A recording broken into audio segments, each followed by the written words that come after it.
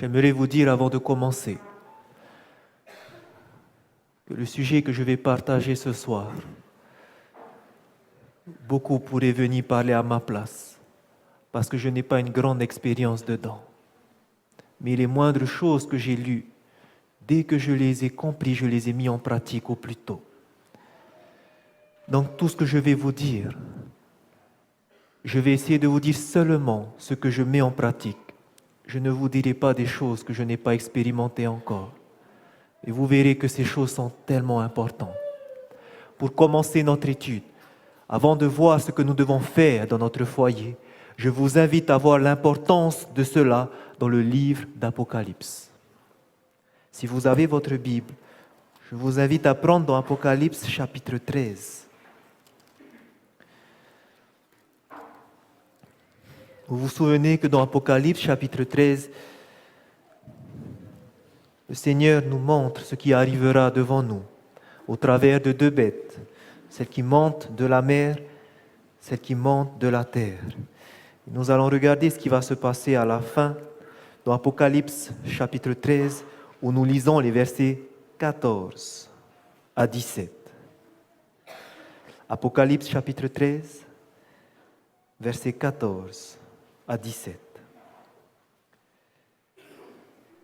Il est écrit « Et elle séduisait les habitants de la terre par les prodiges qui lui étaient donnés d'opérer en présence de la bête, disant aux habitants de la terre de faire une image à la bête qui avait la blessure de l'épée et qui vivait.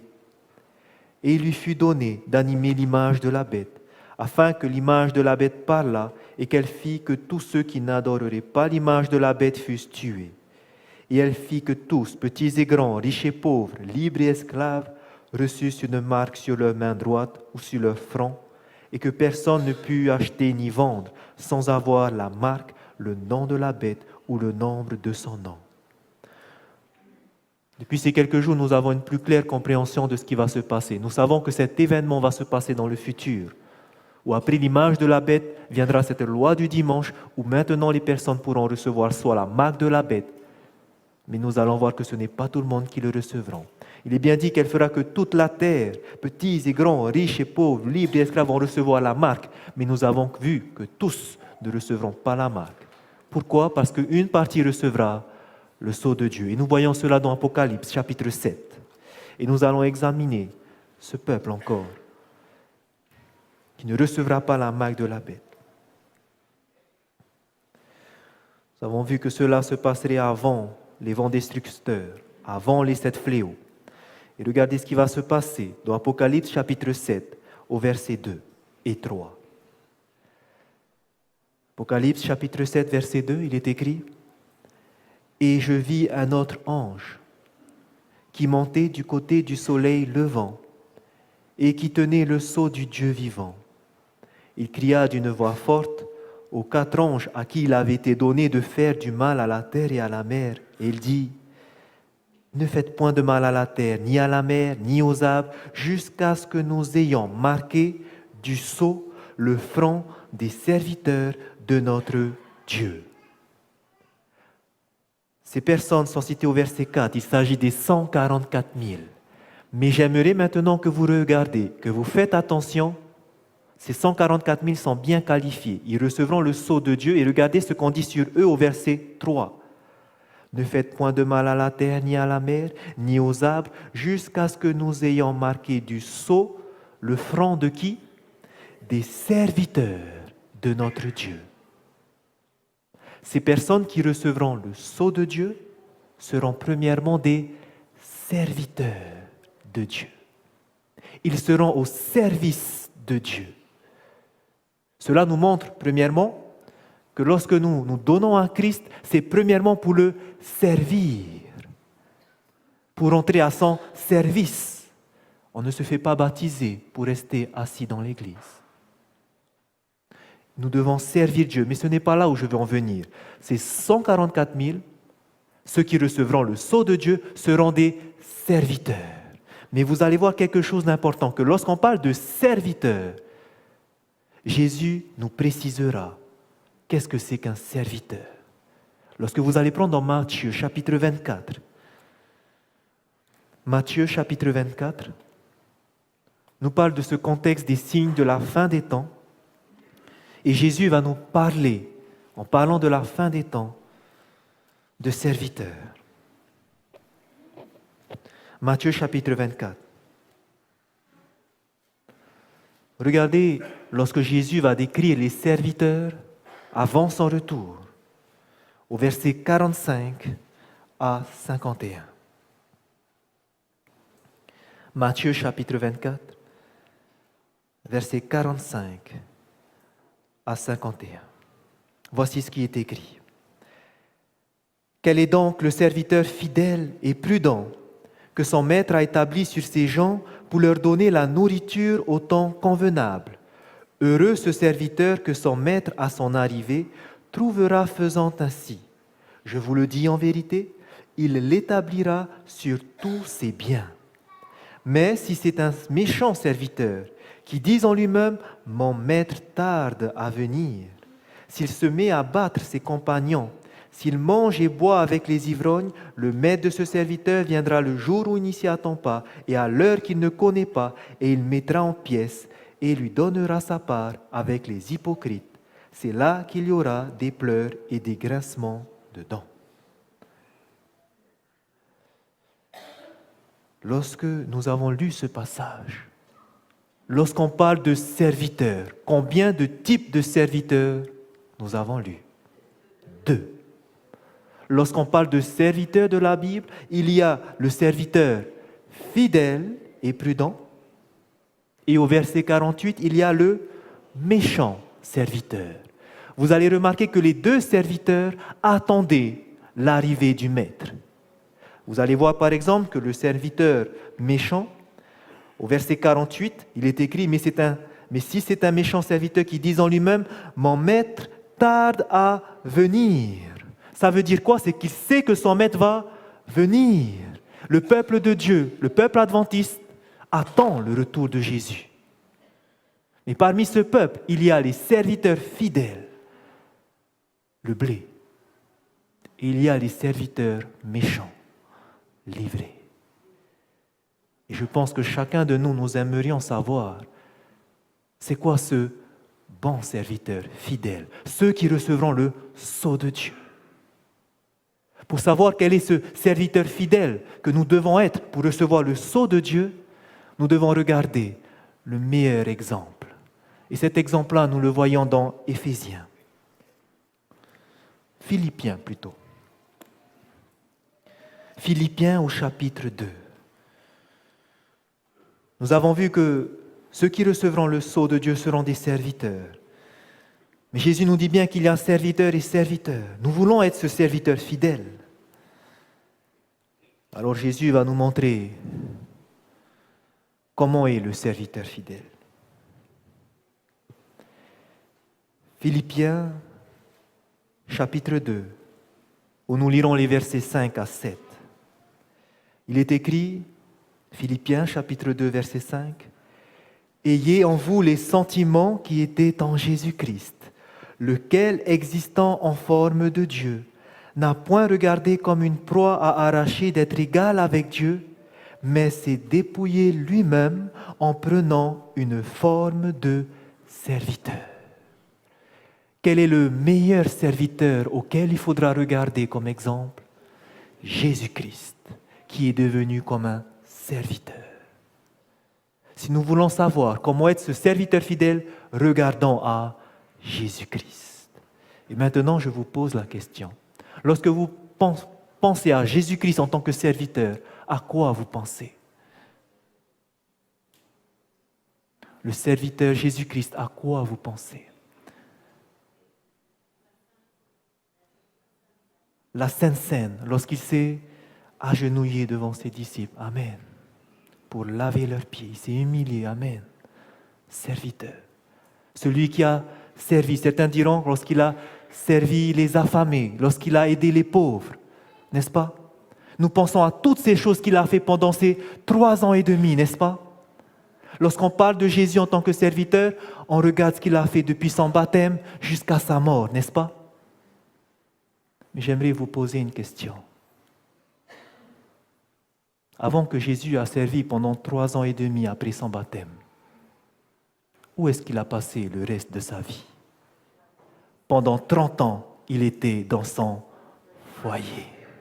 Et si nous voulons savoir la vie d'un vrai serviteur, regardons pas seulement les 3 ans et demi, mais regardez ce qui s'est passé dans toute sa vie et dans sa plus longue partie qui est dans son foyer pendant 30 années. C'est ce que nous dit l'esprit de la prophétie. Dans Jésus-Christ, chapitre 7, page 58, elle écrit « Jésus est notre modèle ». Beaucoup de personnes s'arrêtent avec intérêt à considérer son ministère public. N'est-ce pas ce que nous avons fait à l'instant? On parle des 3 ans et demi où il a aidé, servi. Mais négligeons l'enseignement de ses premières années. Pendant ces 30 années où il était dans son foyer, c'est dans sa vie de famille qu'il est notre modèle. Si nous voulons savoir comment Jésus-Christ a servi, pour être ce serviteur fidèle, regardons d'abord dans la vie de famille de Jésus-Christ. C'est ici le plus important. C'est pour cela que tout doit commencer d'abord dans le foyer. Il nous est dit aussi, tout jeune homme qui suit l'exemple du Christ, exemple de fidélité et d'obéissance au sein de la famille, celui-là peut s'appliquer les paroles que le Père a prononcées par l'Esprit Saint. Voici mon serviteur, celui que je tiens par la main, mon élu en qui mon âme prend plaisir. À qui Dieu va dire, voici mon serviteur? À celui qui sera fidèle et obéissant au sein de sa famille comme Jésus. Lui sera le serviteur que Dieu dira, voici mon serviteur. C'est pour cela que c'est important de commencer dans le foyer. Et ceci s'applique premièrement aux jeunes. Chers jeunes, vous qui voulez être serviteurs de Dieu, vous qui vous êtes engagés pour le Seigneur, nous devons tout d'abord commencer par notre foyer. Je parle surtout aux jeunes qui ont pu avoir la chance de grandir dans un foyer adventiste. Vous avez cette chance de pouvoir faire le coucher de soleil, de pouvoir faire la vigile matinale en famille. Mais malheureusement, malgré tout ce confort que vous pouvez avoir, il y a tellement de jeunes qui sont, je ne vais pas dire le mot, mais méchants devant leurs parents. Comment est-ce que nous pouvons être des serviteurs de Dieu? Comment est-ce que nous pouvons montrer un modèle aux autres si premièrement dans notre famille, nous sommes un méchant serviteur? C'est pour cela, chers jeunes, tout d'abord, agissons dans notre foyer. S'il y a des choses qui ne vont pas, des disputes qui ont eu entre papa, maman et nous, la première chose que nous devons faire, c'est régler ces problèmes. Nous devons être des serviteurs fidèles. C'est important. C'est vrai, maintenant, il y a des personnes, des jeunes, qui, eux, ne font pas partie de familles adventistes parmi nous, mais ils se sont donnés à Christ. Et ils ont accepté de se baptiser dans cette famille adventiste. Mais malheureusement, lorsqu'ils rentrent à la maison, qu'est-ce qui se passe? Ils ne sont pas dans un foyer adventiste et c'est difficile. Et je trouve que ces jeunes sont très courageux. J'aimerais vous dire, peut-être que vous n'avez pas la chance de vivre dans cette atmosphère. Mais j'aimerais vous dire que par votre caractère, par votre façon de vivre, vous pouvez toucher vos parents. Il faut qu'ils voient en vous qu'il y a eu un changement. Et vous allez voir qu'ils seront touchés par cela. Ils vont voir une autre personne. Et ils vont voir que la vérité que vous avez trouvée, elle a valu la peine. Mon fils n'est pas devenu pire qu'avant, mais il a changé, il s'est amélioré. Et c'est ça que les parents veulent voir chez vous, pour ceux qui ne sont pas de famille adventiste. Donc, chers jeunes, je parle à vous premièrement parce que Jésus a été ce modèle pour vous. Mais il n'y a pas que les jeunes ce soir. L'Éternel nous parle aussi des parents. Et regardez ce que l'esprit de prophétie nous dit par rapport aux parents. Les premières années de sa vie offrent plus qu'un exemple à la jeunesse. Elles sont une leçon et devraient être un encouragement pour tous les parents. Le cercle de la famille et son voisinage immédiat constituent le premier terrain où doivent s'exercer les efforts de ceux qui désirent travailler au relèvement de leurs semblables. Que nous soyons jeunes, que nous soyons parents, le premier endroit où nous devons travailler, si on veut sauver des âmes, c'est d'abord dans notre foyer. Lorsque j'ai reçu cette vérité, cette belle vérité qu'a l'Église adventiste, je ne pouvais pas parler aux autres si d'abord mon foyer n'avait pas entendu. Et c'est pour ça que je me suis engagé à tout faire pour que mes parents, mon frère, ma soeur puissent comprendre cette vérité. Ils l'ont entendu plusieurs fois. Et malheureusement, le choix revient entre leurs mains. Mais c'est la première chose que j'ai dû faire. C'est la première chose. Et je vous invite, chers jeunes, chers parents, si vous voulez aller parler de l'Évangile, commencez tout d'abord dans votre foyer. Et ça commence par vivre le christianisme. Vivre une nouvelle vie. C'est ça qui va toucher les cœurs. Tout doit commencer par le foyer. Notre premier endroit où nous devons travailler, c'est le foyer.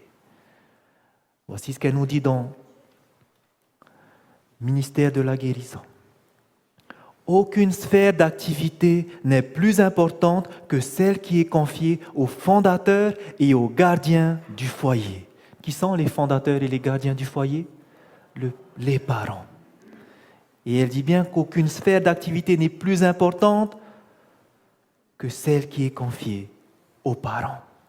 Parmi les responsabilités qui incombent aux hommes, il en est point qui entraîne des conséquences plus étendues et plus décisives que celles qui reposent sur les pères et sur les mères.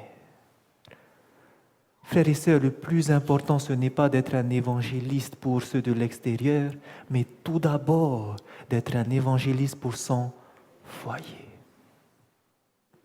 C'est très important. Nous devons commencer par là, nous devons vivre d'abord dans le foyer avant d'aller partager dehors. Parce que si vous allez dire dehors et que la personne voit que chez vous, ce n'est pas en ordre, il va se dire, mais à quoi ça sert que je te suis? C'est en vain. Vous n'apportez pas de témoignage concret. Vous n'avez pas vécu cela. Donc tout doit commencer par le foyer. Pourquoi c'est important aussi? Pourquoi c'est tellement important de commencer par le foyer? Frères et sœurs, est-ce que vous savez pourquoi l'Église est malade aujourd'hui? C'est à cause du foyer. L'Église est composée de familles. Et si l'Église est malade, c'est parce que les familles sont malades. Et si les familles sont malades, c'est parce que les parents ne jouent pas leur rôle comme il faut. C'est pour cela que c'est important de commencer par la base, le foyer. Vous savez, souvent vous ne vous rendez peut-être pas compte, mais tout ce que vous faites à la maison, tout ce que vous dites à la maison, il y a vos enfants qui sont en train d'écouter. Il y a des enfants qui sont en train de regarder votre attitude. Et malheureusement, il y a beaucoup de fois où lorsqu'on rentre à la maison, les discussions, et ça c'est, je ne sais pas, mais j'ai remarqué cela dans les foyers adventistes, tournent toujours autour de l'Église, mais ce n'est même pas des choses qui édifient, c'est pour critiquer ce que l'autre a fait. À chaque fois, lorsqu'il y a des discussions au sujet de l'Église, c'est pour toujours dénoncer ce que l'autre a fait. Jamais on dit, t'as vu ce qu'il a fait, c'est tellement bien, gloire à Dieu. On entend rarement ces choses-là. Mais c'est toujours pour dire, t'as vu ce qu'il a fait, il a fait ça, ça, ça. Et qu'est-ce qui entend ces choses-là? C'est les enfants. Et les enfants, comment ils voient l'église quand les parents ils disent, ils sont comme ça, ils sont comme ça? Souvent après on se pose la question, mais pourquoi après nos enfants ne viennent plus? Vous savez, il y a 2 ans maintenant, j'ai rencontré un jeune homme. Je ne vous dirai pas comment il s'appelle, mais c'est un adventiste. Et il est fils de pasteur. Et il était surpris que j'ai été converti et j'ai beaucoup discuté avec lui. Et vous savez ce qui est sorti de sa bouche? De toute façon, les adventistes sont des hypocrites. Et vous savez qu'est-ce qu'il va me raconter? Tu vois, ce pasteur-là, il a fait ça, ça. Tu vois, la mission, il a eu ça, ça. Tu vois, lui, il a détourné ça, ça. Et qui lui a dit tout ça? Ses parents. Maintenant, si une personne consacrée n'arrive pas à tenir sa bouche, qu'est-ce qu'il en est des membres? Ne nous étonnons pas, frères et sœurs, que si nous avons des jeunes qui ne sont plus là, c'est que premièrement, à la maison, il y a des choses qui se sont échappées de nos bouches. Les enfants ont regardé, ils se sont fait une image de ce que vous avez dit. Et malheureusement, nos foyers ont été brisés à cause de ça. Nous avons une grande responsabilité. Une grande responsabilité.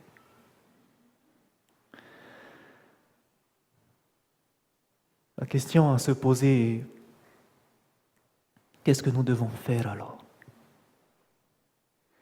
Comment corriger tout ça? J'aimerais vous donner la solution qui vient de la parole de Dieu. Vous savez quel est le modèle que Dieu nous a donné pour le foyer? C'était ce premier foyer qu'il a conçu avant le péché. Lorsque vous imaginez ce qui s'est passé au jardin d'Éden, lorsque Dieu a créé Adam et Ève, ses premiers enfants, est-ce que vous arrivez à imaginer ce qui a pu se passer là-bas? Imaginez un petit peu Dieu qui chaque jour rencontrait ses enfants. Ils faisaient quoi? Ils étudiaient ensemble, ils louaient ensemble. Ils jouaient peut-être ensemble, ils passaient du temps merveilleux ensemble, n'est-ce pas? Mais ils avaient cette communion dans la famille, ensemble. Et si nous voulons comprendre comment avoir ce foyer idéal, comment corriger, nous devons regarder le modèle et regarder le plan de Dieu. Et je remercie l'Esprit de prophétie parce qu'elle nous donne tellement d'indications dessus, mais je vais aller seulement à l'essentiel. Regardez ce que Dieu veut pour nos foyers, comment corriger nos foyers. Elle nous dit dans le livre Éducation, page 281. Voici le plan de Dieu pour notre foyer. Le plan de Dieu était que les membres d'une même famille s'associent dans le travail et dans l'étude, dans l'adoration et dans la récréation. Que nous faisons les choses ensemble. Que nous faisons le travail ensemble. Pas il y a un qui ramasse les péous et l'autre qui est devant la télé. Ou il y a un qui fait la vaisselle et l'autre... Enfin, vous comprenez ce que je veux dire. Ce n'est pas moi qui le dis, c'est écrit. On fait les choses ensemble. C'est tellement merveilleux de travailler ensemble. Le papa qui voit son fils en train de travailler avec lui, la maman qui travaille avec sa fille dans le jardin et le papa, c'est magnifique. C'est magnifique. C'est ce que nous devons faire. C'est ce que nous devons faire. Étudier ensemble la parole de Dieu. Adorer ensemble notre Seigneur. Mais surtout, et je pense que c'est là où beaucoup aujourd'hui nous péchons. Surtout dans la récréation. Il y a un temps pour tout. S'il y a un temps pour travailler, un temps pour étudier, un temps pour louer le Seigneur, il y a aussi un temps pour jouer ensemble. Et malheureusement, beaucoup aujourd'hui dans notre génération n'ont plus le temps de jouer avec les enfants. Pourquoi? Tellement le travail nous prend du temps. Tellement les choses à faire, il y en a tellement. Et ça, je parle pour moi premièrement. Cette semaine d'ailleurs, c'est ce qui s'est fait. Beaucoup À la maison, des fois, je pleure parce que je n'ai pas le temps. Cette semaine, je suis tellement chargé. Je n'ai même pas le temps de profiter de mon fils. Passer du temps de qualité avec ma femme. Je remercie le Seigneur parce que ça ne va pas durer longtemps. Dès que c'est fini, nous allons reprofiter ensemble. Mais vous voyez, lorsqu'on sait ces choses-là et qu'on ne fait pas ça, ça fait mal. J'en pleure des fois. Je pense à mon fils souvent, tout le temps, à l'école. Mais voilà. Il doit y avoir un temps de récréation. Pourquoi? Pourquoi c'est important de jouer entre nous? Passer du temps ensemble à rigoler. Vous savez, malheureusement, lorsque les parents, tellement ils sont occupés, ils rentrent à la maison, ils n'ont pas le temps de s'occuper de ses enfants. Qu'est-ce que les enfants sont en train de faire? Souvent, on leur dit, va devant la télé. Prends ta tablette. Et là, on les occupe. On est tellement fatigués, on n'a pas le temps de passer avec eux. On préfère les laisser devant ces choses-là.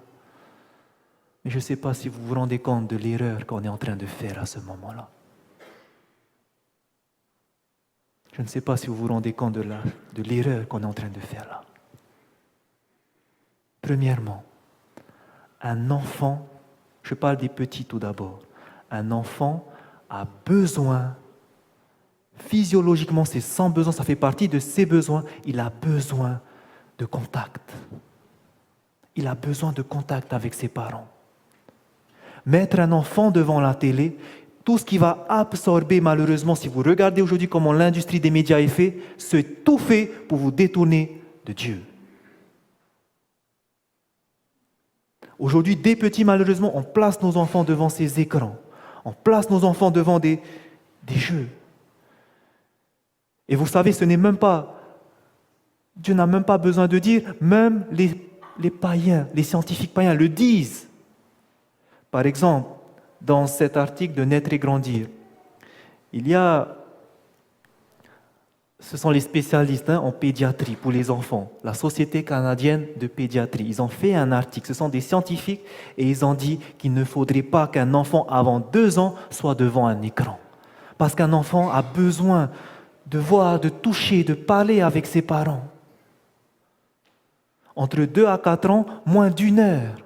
Et encore, il précise que les choses qu'on va lui montrer, il faut que le parent soit à côté pour expliquer. Pas que ce soit des choses répétitives où il fait ça, ça, ça. C'est pas ça. Il a besoin que son cerveau se développe. Il a besoin d'interaction, un enfant. 4 ans et plus, moins de 2 heures. 4 ans et plus, moins de 2 heures par jour. Et vous savez, le problème, c'est quoi maintenant? Lorsque ces enfants sont devant ces choses-là, le diable a tout fait pour que ces choses excitent leur sens. Lorsqu'ils voient ces choses-là, ils sont contents. Ça excite leur sens. Ce sont des choses qui sont animées, des dessins animés qui ont plein d'explosions. Ce sont des choses qui excitent leur sens. Ils voient ces choses-là, ça les excite. Ils auront besoin encore de ça la prochaine fois. Ils vont ressentir ce manque, ils auront besoin encore que leur cerveau voit ces choses-là. Et tellement ils seront habitués. Lorsque vous allez passer maintenant à la méditation, il n'y a même pas d'image. Ça ne bouge pas les images, papa. Vous comprenez qu'ils n'arrivent pas après à se concentrer sur des choses simples, tellement on les a donné des choses qui excitent leur cerveau. C'est comme la drogue, c'est la même chose qui se passe. Lorsqu'on a goûté quelque chose qui fait plaisir, on a toujours envie d'avoir plus, plus, plus. C'est la même chose qui se passe dans la tête des enfants. Et nous, malheureusement, on leur a donné cette habitude. Parce qu'on ne prend pas le temps d'être avec eux. Et ça, c'est la même chose pour nos adolescents. Vous savez, si on ne passe pas du temps avec nos adolescents, si nos adolescents ne nous voient pas comme leurs amis, leurs personnes à qui ils peuvent se confesser, s'ils voient papa et maman, ils ne sont pas intéressés à nous, ne vous étonnez pas qu'ils vont aller chercher leurs amis dans le monde, parce qu'eux au moins ils les écoutent. Mais malheureusement, vous ne contrôlez pas qui est-ce qu'ils vont aller rencontrer. Et malheureusement, ils vont rencontrer des personnes qui vont leur détourner complètement de Dieu. Et pourquoi? Parce que nous n'avons pas pris au sérieux de passer du temps avec nos enfants. Nous devons être équilibrés, chaque chose en son temps, mais nous devons surtout prendre le temps de passer, jouer avec nos enfants. C'est le conseil qui nous vient de l'esprit de prophétie. Et voici ce qu'elle dit maintenant. Le rôle du papa. Elle nous précise, le père devait être le prêtre de la maisonnée. Le papa doit être le sacrificateur du foyer. Le sacrificateur, qu'est-ce qu'il faisait à l'époque d'Israël? Il faisait chaque jour cette offrande du matin et du soir. L'offrande du matin et du soir. Qu'est-ce que ça symbolise aujourd'hui dans nos foyers en tant que papa sacrificateur? C'est la prière du matin, le temps de culte du matin, le temps du culte le soir. Et en tant que père, nous sommes ces sacrificateurs. C'est nous qui devons rassembler la famille chaque matin. Priez pour que Dieu bénisse la journée. Priez pour que Dieu répande son sang sur nos enfants, qu'il les protège, qu'ils soient la lumière dans le monde. Et le soir, alors que Dieu nous a protégés, remercions le Seigneur pour cela. Chaque jour, que vos enfants voient que papa prend au sérieux le salut de la famille, que papa ne joue pas avec Dieu, il vit sa foi. Nous devons voir ça chez les pères. Vous savez que Jésus va nous donner 2 exemples de pères, 2 exemples de papa, pour nous qui vivons au temps de la fin. Vous savez qui sont ces 2 exemples? La fin des temps. Lorsque Jésus parlera de la fin des temps, ça sera comme au jour de Noé. Pas seulement comme au jour de Noé, comme au jour de Lot. Vous savez, lorsque vous allez regarder ces 2 personnages, ils ont vécu tous les 2 avant une destruction. Lot, il a vécu avant la destruction de Sodome et Gomorrhe. Noé a vécu avant la destruction de ce monde par les eaux du déluge. Ces 2 exemples parce que nous aussi, nous allons vivre avant la destruction de ce monde pour de bon. Et pourquoi Dieu a choisi ces 2 exemples? Pourquoi Jésus a donné ces 2 exemples? Lorsque vous regardez Noé, qui est-ce qu'il a sauvé des eaux du déluge? Sa famille, sa femme, ses 3 fils et ses 3 belles-filles. Toute la famille a été sauvée. Et lorsque vous allez regarder Lot, qui est-ce qui va faire sortir de Sodome? Il avait une femme, 2 filles et 2 gendres. Et vous allez voir que lorsqu'ils vont sortir, il n'y avait que sa fille qui va rester, ses 2 filles. Et malheureusement, ces 2 filles, peut-être qu'elles sont sorties de Sodome, mais elles vont commettre l'adultère avec le père qu'ils vont donner aux 2 nations païennes. Pourquoi maintenant? Pourquoi ces 2 exemples? Qu'est-ce qui s'est passé? Pourquoi Jésus nous donne ces 2 exemples? Lorsque vous allez regarder dans Genèse, regardons vite fait. Et c'est important de comprendre, surtout en tant que père. Genèse, chapitre 19.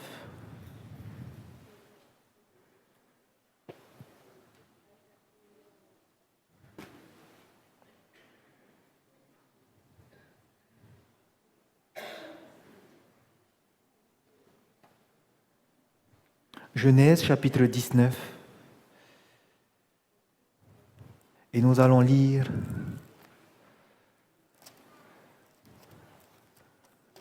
le verset 16.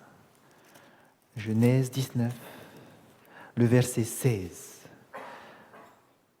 Voici ce qui est écrit. Regardez bien comment est-ce que Lot va réagir lorsque les anges vont vouloir le faire sortir. Genèse 19, verset 16. Et comme Lot tardait, les hommes le saisirent par la main, lui, sa femme et ses 2 fils, car l'Éternel voulait l'épargner. Ils l'emmenèrent et le laissèrent hors de la ville. Qu'est-ce que vous remarquez? On nous dit que Lot tardait. Il sait qu'il faut sortir, mais il tardait. Et lorsque vous allez comprendre pourquoi il va tarder, vous allez voir dans Genèse 13, lorsqu'ils vont se séparer avec Abraham. Et Lot va choisir d'aller s'installer vers Gomorrhe.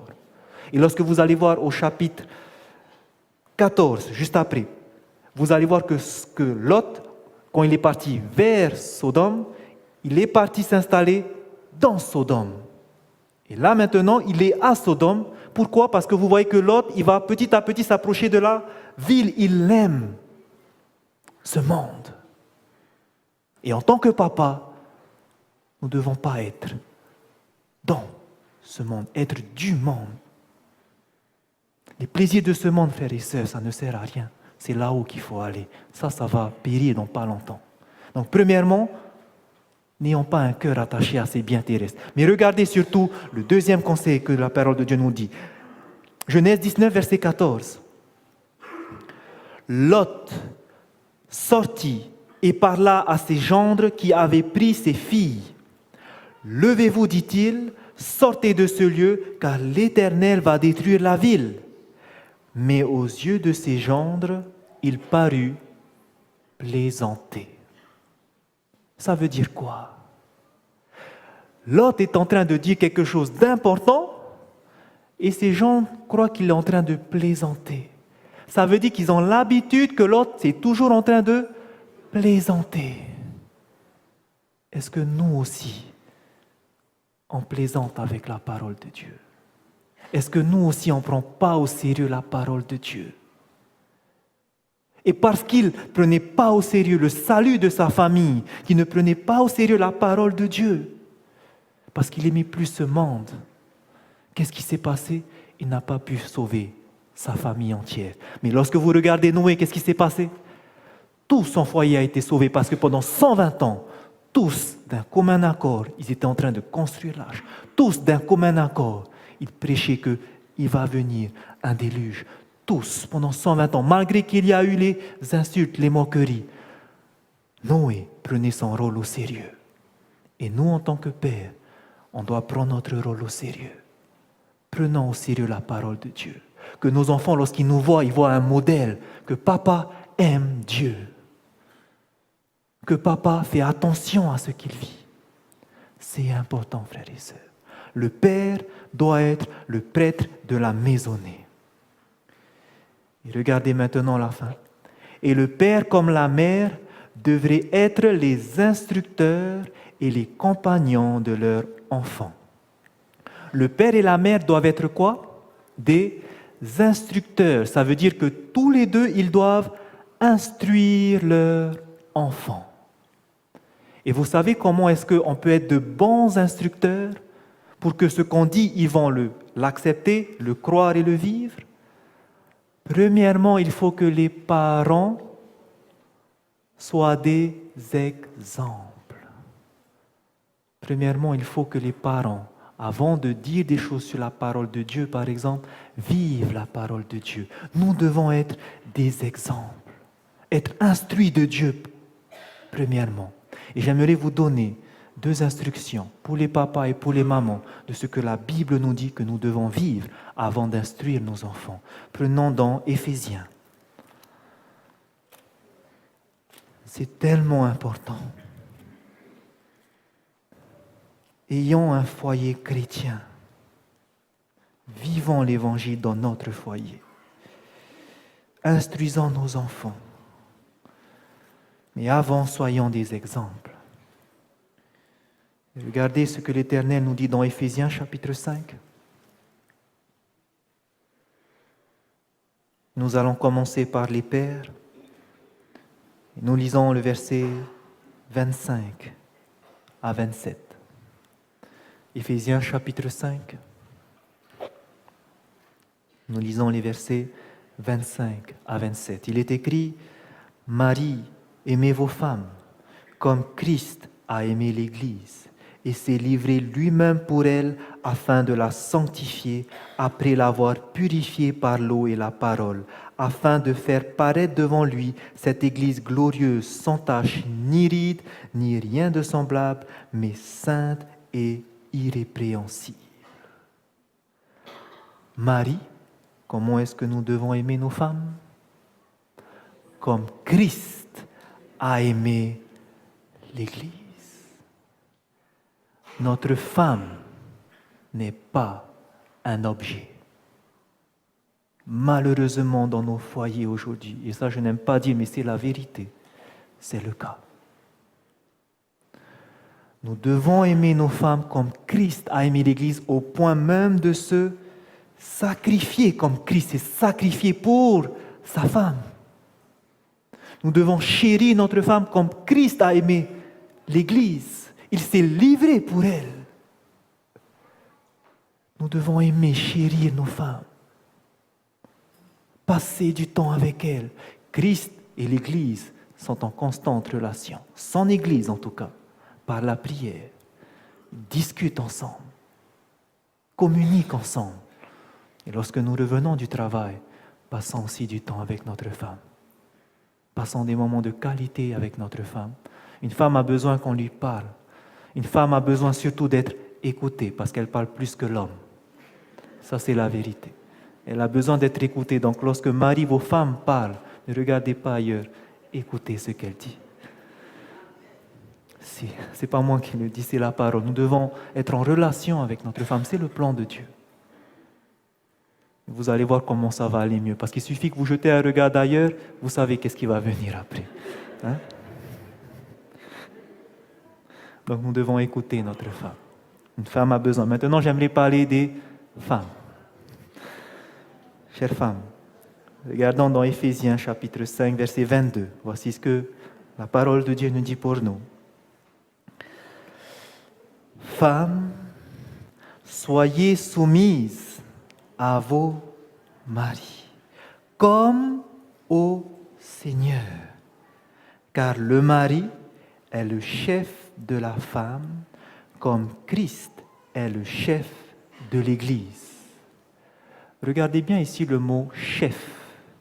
Lorsqu'on dit que le mari est le chef de la femme, c'est le mot grec « képhalé », qui signifie « il est responsable de sa femme ».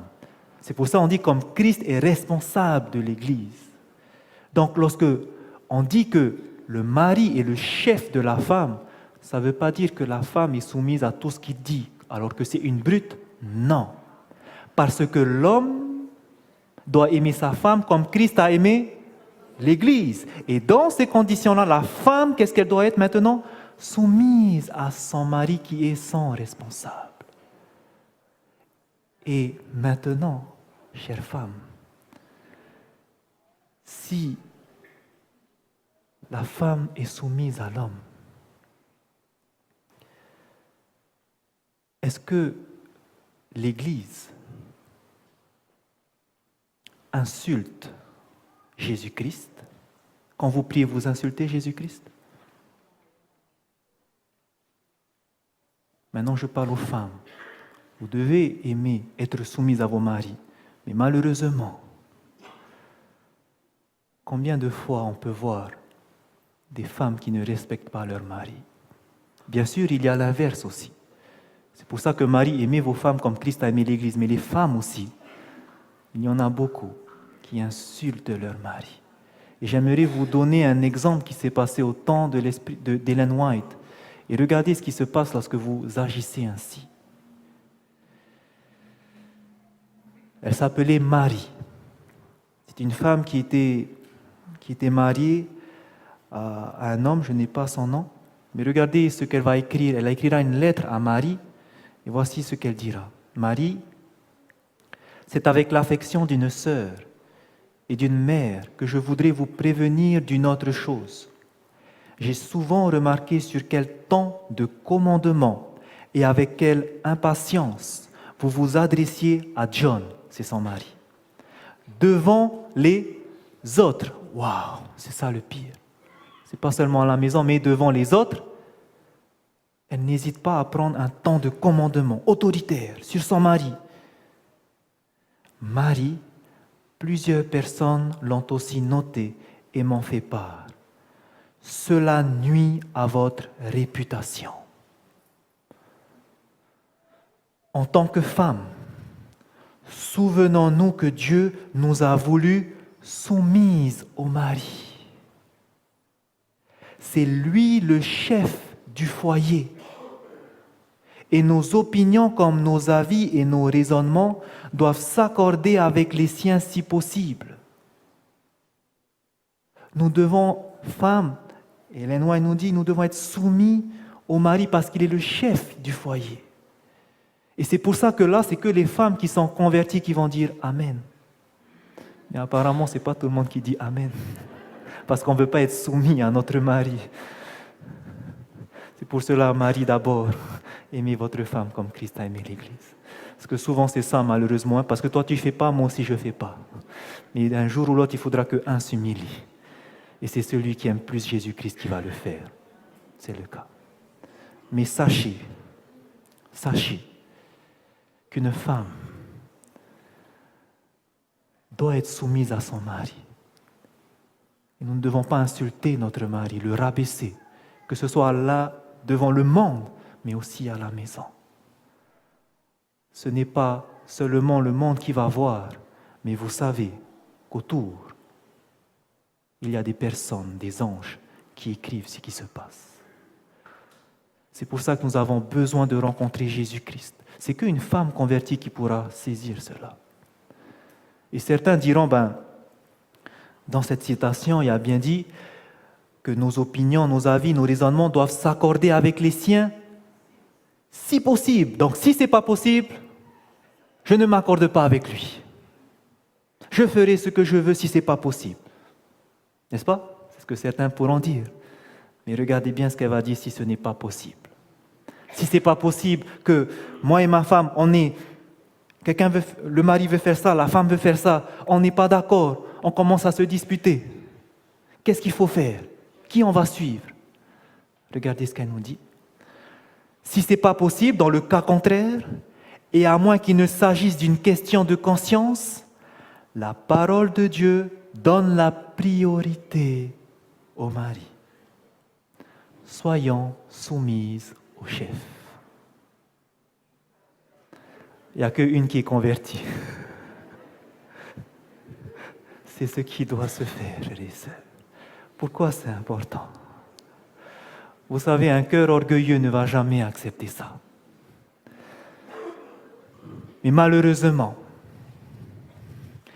parce qu'un cœur reste orgueilleux, ou parce que le mari reste encore orgueilleux, jamais quelqu'un va s'humilier dans une dispute. À chaque fois, ça va monter de temps. Et à la maison, ça ne va pas arrêter. Mais vous ne vous rendez pas compte de ce que vous êtes en train de faire.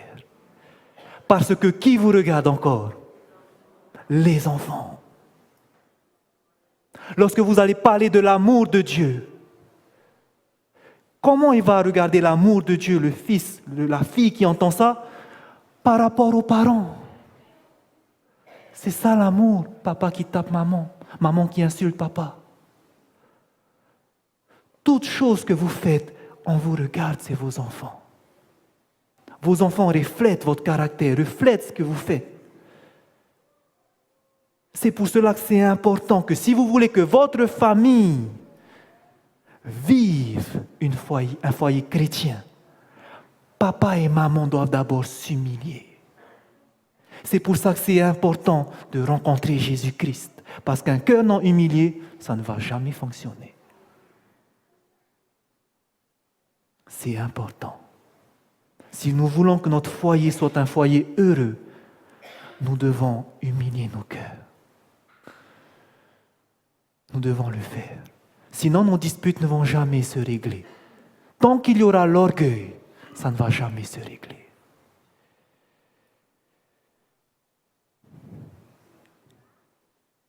Important. Les parents doivent être les instructeurs et les compagnons de leur enfant. C'est important, frères et sœurs. Vous savez pourquoi? Premièrement, parce que votre foyer, c'est lui qui va témoigner pour vous. Un foyer bien ordonné, c'est lui qui va témoigner au monde ce que Jésus peut faire dans un foyer. Un foyer heureux où règne l'amour. Les anges sont heureux de venir dans ces foyers.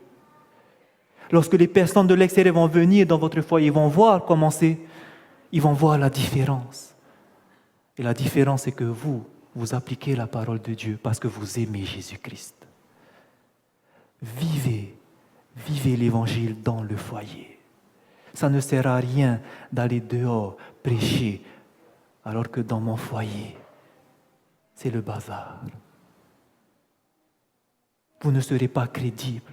C'est pour cela que c'est important que notre foyer doit être bâti sur le roc, solide. Mais deuxièmement, pourquoi c'est important, frères et sœurs? Vous vous souvenez qui faisait ça? Qui était notre exemple? Jésus-Christ. Nous devons être comme Jésus-Christ parce que nous voulons être des bons serviteurs. Être des bons serviteurs, pourquoi? Pour recevoir le sceau. Et lorsque j'ai vu cette citation, je me suis dit, tout est lié. C'est vrai que le foyer a quelque chose à voir avec le sceau de Dieu. Et regardez cette citation. Certains se disent, c'est pas grave si mon foyer ne va pas bien, je vais aller continuer à évangéliser dehors.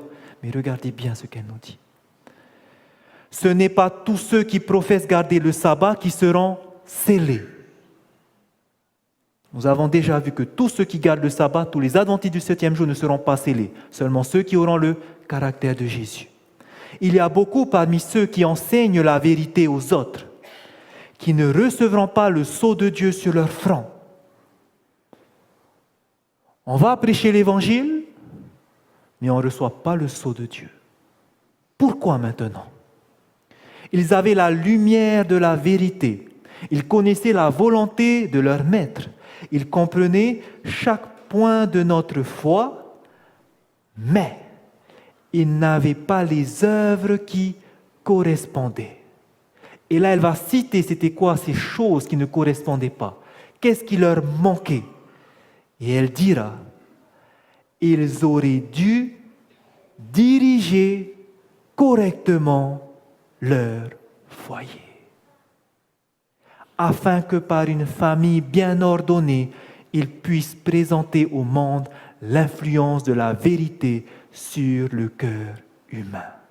Ces personnes parmi l'Église qui vont aller œuvrer pour le Seigneur, ils ne recevront pas le sceau de Dieu sur le front parce qu'ils ont manqué de faire quelque chose. Qu'est-ce qui leur manquait? Diriger correctement leur foyer. À quoi ça a servi tout le temps alors je suis parti, alors que mon foyer n'était pas ancré? Vous comprenez pourquoi c'est important maintenant le foyer? Pourquoi c'est important en tant que peuple adventiste?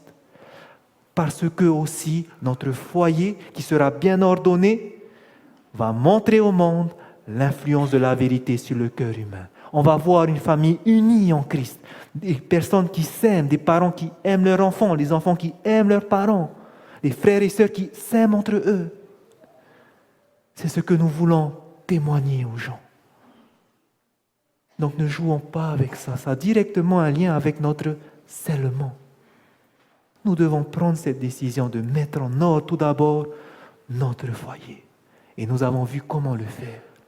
Comment le faire. Voici l'avant-dernière citation. C'est le fait de vivre loin du Christ qui engendre la division et la discorde dans les familles et dans l'Église. C'est où la source des problèmes dans la famille? C'est le fait de vivre loin du Christ. C'est à cause de ça aussi qu'il y a les mêmes problèmes dans l'Église. Souvenez-vous, parce que l'Église est composée de familles. Et si les familles ne vont pas bien, l'Église non plus ne va pas bien. Mais où est la source? C'est parce qu'on vit loin du Christ. Qu'est-ce qui se passe quand on vit loin du Christ? Le cœur reste orgueilleux. Le cœur reste orgueilleux. On ne veut pas s'humilier. Il y a des disputes pour rien. Je veux faire ça. Je veux faire ça. Tu ne me diras pas ce que je dois faire. Et les disputes, ça y va, ça y va. À cause de quoi? On est éloigné du Christ. Vous savez ce que l'esprit de prophétie nous dit dans Premiers Écrits. Vous regarderez de chez vous, page 119, paragraphe 3. Elle nous dit que tous les disputes que nous avons à l'Église, ces disputes que nous avons, il y a des serviteurs de Dieu qui sont obligés de venir régler ces problèmes, des pasteurs qui viennent, des anciens qui viennent, et ils écoutent les problèmes, et ils écoutent les problèmes. Ils écoutent les disputes, et ils écoutent les disputes. Et elle dit cela, si seulement on mettait l'orgueil et l'égoïsme de côté, 5 minutes aurait suffi à régler ce problème. Si seulement on mettait l'égoïsme et l'orgueil de côté, 5 minutes auraient suffi à régler ces problèmes. Mais malheureusement, parce que les membres sont inconvertis, c'est la faute de lui, c'est la faute de lui. Et on perd du temps, et les anciens perdent du temps. Les serviteurs de Dieu perdent du temps, alors que ce temps-là aurait pu être utilisé pour aller sauver une âme. Mais à cause de notre état égoïste, orgueilleux, je ne veux pas me rabaisser, on crée des problèmes pour rien. La source alors, c'est quoi? La source pour que les familles soient unies, l'Église puisse s'unir. Puisque c'est le fait de vivre loin du Christ qui fait qu'il y a la division parce qu'il y a l'orgueil, la solution, ça serait quoi? De revenir avec Christ. J'aime cette image que Ellen White nous donne dans Foyer chrétien, page 171. Elle nous dit, si vous tracez un cercle, et que depuis ce cercle, vous tracez des rayons qui partent de la circonférence, donc du tour, vous tracez les rayons. Vous allez voir que ces rayons se coupent. Et ils se coupent tous où? Au centre. Et cette image nous donne la réponse de ce que nous devons faire. Elle nous dit que chaque extrémité représente les membres d'une famille. Et qu'est-ce qui se passe maintenant si ces membres d'une famille se dirigent vers le centre? S'approcher du Christ, c'est s'approcher les uns des autres. Le secret de la véritable unité dans l'Église et dans le foyer ne réside ni dans la diplomatie, ni dans une bonne gestion, ni dans un effort surhumain pour vaincre les difficultés, bien que tous ces éléments aient leur rôle à jouer. Mais le secret dans la véritable unité, c'est dans l'union avec le Christ. Si nous voulons que nos familles puissent se ressouder, le secret, c'est que chacun maintenant aille vers Jésus-Christ. Imaginez que le fils, qui était orgueilleux, qui était méchant vers ses parents, maintenant il décide, je ne veux plus continuer, je veux arrêter, parce que Jésus me demande de le faire. Par amour pour lui, je vais m'humilier devant mes parents. Imaginez maintenant que la maman pareille, elle dit la même chose. Maintenant, j'ai entendu ce que le Seigneur m'a dit. J'ai entendu ses instructions. Il me dit de arrêter. Je dois être soumis à mon mari. Il faut que j'arrête. Imaginez que le père se dise, oui, le Seigneur me dit, il faut que j'aime ma femme comme Christ a aimé l'Église. Je vais m'humilier aussi. Imaginez que tout ça maintenant, chacun accepte les instructions de Dieu. Qu'est-ce qui va se passer, frères et sœurs? La famille sera unie. Mais il faut que chacun fasse sa part. Je vous disais en introduction que je n'avais pas une grande expérience dedans. Parce que j'ai eu mon foyer, j'ai fondé mon foyer il n'y a que quelques mois avec l'arrivée de notre fils. Mais avant de concevoir sa naissance, nous savons, et je savais, dans quel temps nous vivions. C'était un grand choix de savoir est-ce que nous allons faire un fils, une fille, en sachant que nous vivons ces dernières heures ici. Et ma femme y tenait. Et c'est vrai, en y pensant, nous nous sommes dit, et si nous allons au ciel, il serait peut-être bien d'avoir un troisième avec nous, vivre pour l'éternité ensemble. Mais nous nous sommes dit que si nous allons le faire en considérant ce qui se passe, si nous le faisons, il faudra que cet enfant sera consacré entièrement à Dieu.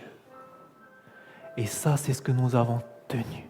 C'était dans nos prières. Nous avons voulu que lorsqu'il va naître, que ce soit une fille ou un garçon, et on a su que c'était un garçon, il va être consacré entièrement à Dieu. Et la première chose que nous avons commencé avant de faire cet enfant, c'est que nous avons eu tous les deux un travail pour subvenir à son besoin. Par la grâce de Dieu, il nous a donné un travail à chacun. Nous avons pu avoir une maison, construire une maison pour pouvoir l'accueillir. Et tout était prêt pour lui. On a pu avoir un foyer où il peut maintenant arriver, parce que nous savons que lorsqu'il va venir, tout sera prêt pour lui pour qu'il soit consacré à Dieu.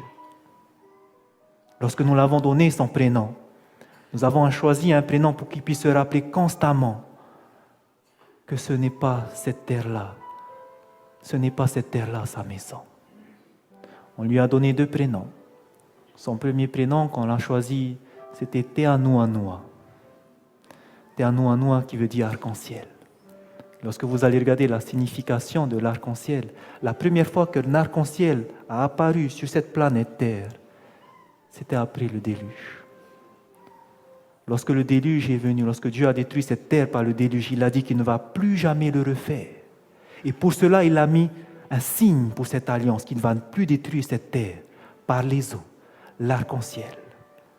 Mais 2 Pierre 3 nous dit que cette terre, où Dieu a détruit par les eaux du déluge, elle va être détruite par le feu. Et lorsqu'il verra cet arc-en-ciel, lorsqu'on l'appelle Teanuanua, il saura, et c'est ce que je veux lui apprendre. Je lui ai déjà dit quand il était petit, parfois je le répète lorsqu'il est avec moi, même s'il ne parle pas encore, mais je lui répète souvent, Teanuanua, tu sais ce que ça veut dire ton prénom? Et je lui parle. Pour qu'il sache que cette terre, ce n'est pas là où il doit vivre. Lorsque un copain va lui dire, qu'est-ce que ça veut dire ton prénom? Il pourra même prêcher l'évangile. Parce qu'il sait que cette terre, ce n'est pas sa demeure, mais c'est au ciel. Un deuxième prénom qu'on lui a donné, c'est le prénom Eliakim. Eliakim, la racine grecque, Elquam, veut dire Dieu se lève. Pourquoi Eliakim? Pourquoi Dieu se lève? Lorsque vous regardez dans la Bible, lorsque Dieu se lève, lorsque Dieu est assis premièrement, c'est parce qu'il est en train de juger, de faire un jugement. Mais lorsque Dieu se lève, c'est qu'il va rendre un jugement. Nous voyons cela par exemple dans Actes chapitre 7, lorsque Étienne va se faire lapider, où c'était la fin du temps de grâce pour le peuple d'Israël. Qu'est-ce qui va se passer? Étienne va se faire lapider, il va regarder au ciel, il va voir Jésus se lever. Pourquoi? Parce qu'à ce moment-là, le jugement était rendu sur la nation d'Israël qui a rejeté son peuple. Et la parole nous dit que Michaël se lèvera une deuxième fois. Et la deuxième fois où Jésus se lèvera, où Jésus aura fini son œuvre, c'est lorsqu'il sortira du lieu très saint. Et nous avons voulu qu'il puisse comprendre ce qui va se passer, pour qu'à chaque fois qu'on l'appelle Eliakim, il sache que nous allons passer en jugement. Il va passer en jugement. Nous devons vivre une vie qui plaise à Dieu. Et nous rendons gloire à Dieu. Parce qu'au moment où il a dû maintenant aller à la crèche, une fois que ma femme a dû reprendre le travail, nous avons dû chercher une nounou pour le garder. Et nous voulons le meilleur pour lui, parce que nous voulons que, malheureusement, il ne sera plus avec nous, on ne pourra plus lui parler de la parole de Dieu constamment. Maintenant, il va aller avec une autre personne et nous rendons gloire. Parce qu'il y avait une femme. Nous ne sommes pas trop inquiétés parce que nous avons mis ça entre les mains de Dieu, et voici qu'au final, c'était une femme qui craint le Seigneur. C'est une membre adventiste. Et je rends gloire à Dieu parce que chaque jour, c'est une nounou qui garde 2 autres enfants. À 9h, ils sont tous avec l'école du sabbat des tout petits et ils chantent. Ils font l'école du sabbat. La nounou, elle fait que de chanter des chants sur Jésus, quand ils vont le baigner, quand ils l'échangent. Et ça nous a touchés de savoir qu'on a pu emmener chez cette femme. Je rends gloire à Dieu d'avoir pris soin de mon fils. Mais chaque jour, ce qu'on fait avec ma femme, on ne peut pas ne pas demander au Seigneur que nous soyons des modèles. Chaque jour, nous prions pour que moi et ma femme, nous puissions vivre l'Évangile. Que lorsque nous quittons la maison, on se remet entre les mains de Dieu pour que nous soyons des lumières. Parce que nous voulons que notre fils, quand il est avec nous, quand il entend ces choses, il sache qu'on vit sur cette terre pour plaire à Dieu, parce que nous arrivons à la fin. J'ai pu le faire et je rends grâce à Dieu parce que j'ai entendu ces choses-là. Mais parmi nous, malheureusement, beaucoup n'ont pas eu la chance de comprendre l'Évangile comme cela. Mais j'aimerais vous dire, ce n'est pas trop tard. ce n'est pas trop tard.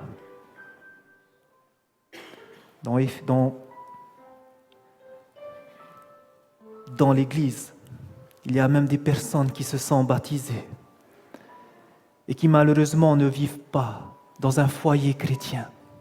Une femme qui est baptisée mais le mari n'a pas voulu suivre. Un mari qui s'est baptisé mais la femme n'a pas voulu suivre. Et c'est difficile. Ils n'ont pas eu cette chance de vivre dans un foyer chrétien, d'avoir ce foyer bâti sur le roc. Mais pour ces personnes-là, s'il y en a parmi nous, mari, époux ou épouse, j'aimerais vous laisser cette parole dans 1 Corinthiens 7, verset 14, où Paul dira que la femme sanctifie son mari, que le mari en Christ sanctifie sa femme. C'est-à-dire que par son exemple, il peut toucher son mari. Le mari, par son exemple, peut toucher sa femme. Et même si vous voyez que pour l'instant, vous ne voyez pas le bout du tunnel, c'est difficile, continuez à vivre cette vie en Christ. Ne vous énervez pas, contrôlez-vous, que votre mari voit que vous êtes différent. Que votre mari puisse, ou que votre femme puisse être bénie par votre présence. Faites tout pour le salut de votre prochain. Que ce soit les jeunes aussi. Si vous vivez dans ces conditions, vous n'avez pas la chance d'être dans un foyer chrétien. Vivez une vie qui plaise à Dieu parce qu'ils verront cela. Vous savez, moi, je n'ai pas eu cette chance-là de vivre dans un foyer chrétien. Mes parents étaient chrétiens, mais ils n'ont pas la vérité que Dieu veut leur donner. Et j'ai tout fait pour qu'ils puissent entendre cela. Depuis maintenant 5 ans, je prie pour ça. Je leur ai donné des études bibliques. Je les ai envoyés à plusieurs évangélisations. Et vous savez, mon souhait, c'est que mon foyer, mon frère, ma soeur, mes parents puissent être au ciel avec moi. Et vous savez, depuis 5 ans, je prie constamment pour eux. Constamment. Et je fais chaque jour que mon caractère qu'ils puissent voir ce que la vérité a fait sur moi. Et ils l'ont vu. Mais une chose est difficile encore, c'est la tradition. Et j'ai tout fait, frères et sœurs. Lorsque j'ai entendu que Jean-Noël, ce grand prédicateur, allait venir et qu'il allait faire la même chose qu'il a fait sur Mataya, je me suis dit, Amen, Seigneur, c'est le moment. Combien de temps avant j'ai jeûné pour mes parents? Combien je me suis sacrifié pour eux? Et ma femme me disait, mais pourquoi tu fais ça? Et elle savait. Mais pourquoi? Parce que je voulais qu'ils soient sauvés. Ils ont pu venir, ils ont pu entendre la parole. Mais vous savez comment ça m'a fait mal. Lorsque malgré tout a été clair, net, aucune décision n'est prise. Et vous savez ce qui se passe lorsque la vérité est rejetée? Le cœur s'endurcit. Et là on dit, mais Seigneur, comment ça sera possible? Un grand prédicateur est venu rempli du Saint-Esprit. S'ils n'ont pas entendu ça, comment ça va se faire alors? Et vous savez, je ne baisse pas les bras. Parce que dans 1 Timothée chapitre 2, verset 4, l'Éternel nous dit qu'il veut que tous soient sauvés, même mes parents. Et si ça ne sera pas par un grand prédicateur, je prie Dieu que ça sera peut-être par leur petit-fils. Et parmi nous, il y a tellement de personnes qui vivent cette situation. Les parents qui ne sont pas dans l'église, les enfants qui ne sont pas dans l'église. Frères et sœurs, il n'est pas trop tard. Priez pour vos parents. Et qu'est-ce qui va faire ce changement? C'est votre caractère. Vivez l'évangile. Ne montrez pas un adventiste qui vit comme le monde. Ne montrez pas un adventiste qui vient toujours pour casser par des versets. Ce n'est pas ça qu'ils veulent voir. Ils veulent voir un caractère transformé. Je pense que chacun de nous ici, nous voulons une seule chose. C'est que si nous allons au ciel, ça ne sera pas tout seul. Je pense que chacun de nous, on aura mal de vivre l'éternité alors que ma femme n'est pas là. Mon papa n'est pas là, ma maman n'est pas là. Mon frère, ma soeur ne sont pas là. Je pense que ça va faire du mal à chacun de nous. C'est pour cela que maintenant, frères et sœurs, il n'est pas trop tard. Et pour cela, nous devons prier, jeûner pour eux. Dieu va exaucer. Il trouvera le meilleur moment, le meilleur moyen pour toucher nos parents, toucher nos frères et sœurs, toucher nos enfants, les ramener à la maison. Ça va se faire. Croyez en lui. J'espère que ce soir, nous avons pris conscience que nous devons commencer toute réforme par le foyer. C'est tellement important. Et je prie que ce message a pu être compréhensible pour chacun de nous. J'espère que le Saint-Esprit a pu nous montrer l'importance que nous devons passer par là. Frères et sœurs, je vous remercie à chacun d'avoir entendu et que le Seigneur puisse vous bénir, vous et votre foyer. Amen.